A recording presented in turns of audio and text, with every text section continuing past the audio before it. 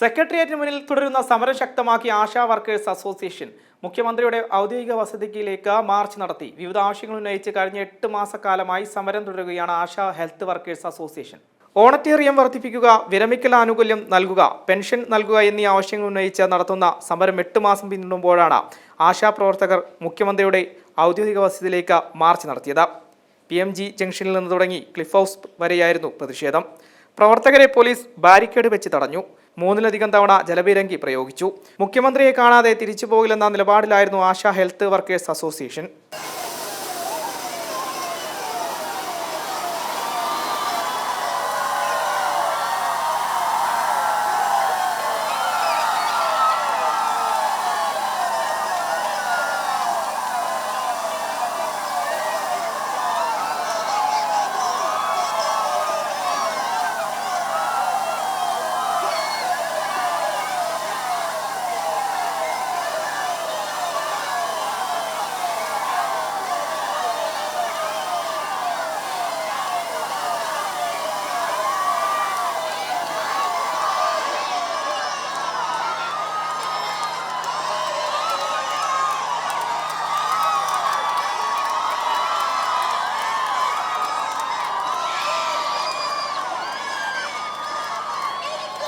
സർക്കാർ നിയോഗിച്ച വിദഗ്ധ സമിതി ആശാപ്രവർത്തകരുടെ പ്രവർത്തനങ്ങൾ പഠിച്ച് റിപ്പോർട്ട് സമർപ്പിച്ചിരുന്നു.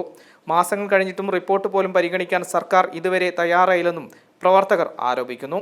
M5 news, Thiruvananthapuram.